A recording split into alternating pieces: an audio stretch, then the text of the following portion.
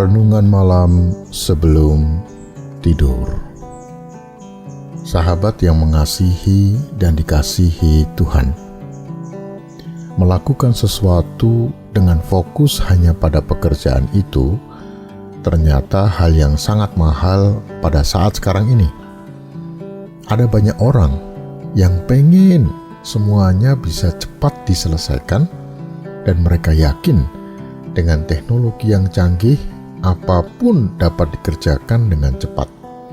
Kalau perlu, ketika pembelajaran jarak jauh atau yang dikenal sebagai PJJ, atau ketika sedang pertemuan Zoom atau pertemuan online, mereka menggunakan 2 device atau bahkan 3 device. Tujuannya apa? Untuk dapat mengikuti 3 pertemuan atau 2 pertemuan sekaligus.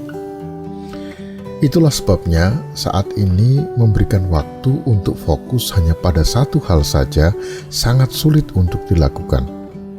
Oleh sebab, dengan dibantu teknologi, ada banyak pilihan yang memungkinkan sesuatu dikerjakan dalam waktu yang bersamaan. Orang biasa menyebutnya multitasking. Mengacu pada penelitian dari Dr. Sully Plotnik yang tertulis dalam bukunya Getting Rich Your Own Way.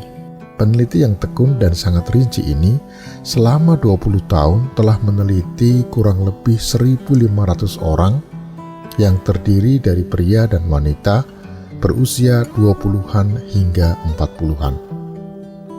Dari 1.500 orang tersebut, ternyata hanya 83 orang diantaranya yang berhasil menjadi jutawan yang sukses. Tahukah Anda, dari 83 orang yang berhasil itu, tidak ada dari mereka yang berambisi untuk menjadi seorang yang sukses dan kaya.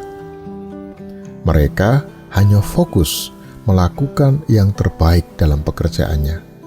Mereka mensyukuri segala kegiatan apapun yang dijumpai tangannya dan menekuninya dengan sekuat tenaga, dengan seluruh pikiran, dan dengan segenap hatinya. Dengan kata lain, mereka no multitasking, only one tasking. Mereka tidak mau melakukan banyak hal dalam waktu yang bersamaan.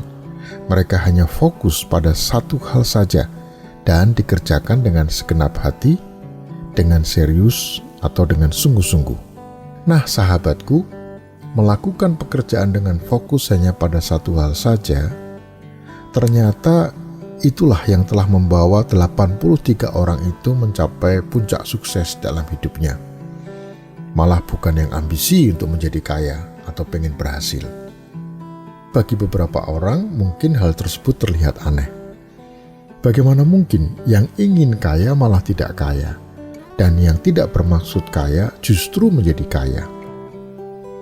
Hal sederhana yang bisa menggambarkan hal tersebut adalah ketika kita mengamati bagaimana seorang petenis saat bertanding. Petenis tersebut fokusnya tidak pada papan skor tentunya ya, tetapi fokusnya pada apa? Pada permainannya.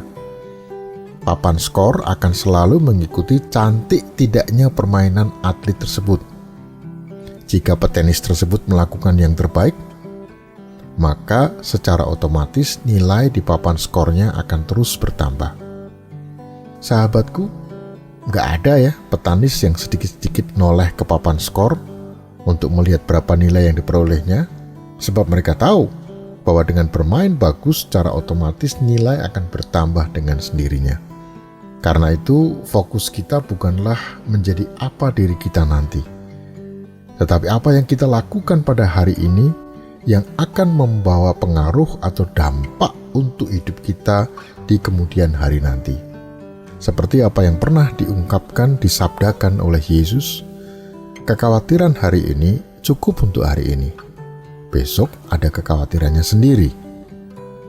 Atau kata lain, pekerjaan hari ini cukup untuk hari ini.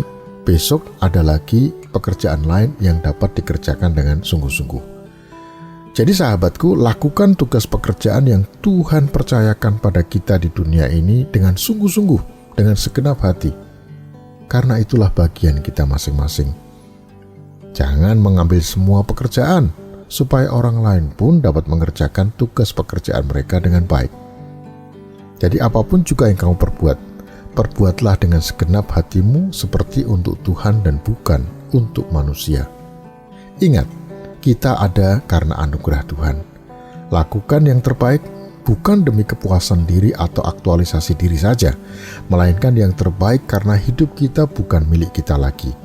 Hidup kita adalah milik Tuhan, milik Kristus yang hidup dalam kehidupan kita. Lakukan yang terbaik sebagai persembahan untuk kemuliaan nama Tuhan. Mari kita berdoa. Terima kasih ya Tuhan untuk pekerjaan yang Tuhan berikan dalam hidup kami. Mohon bimbingan untuk dapat melakukannya dengan tekun dan fokus hanya pada pekerjaan itu, sehingga kami dapat menghasilkan sesuatu yang memuliakan Tuhan. Amin.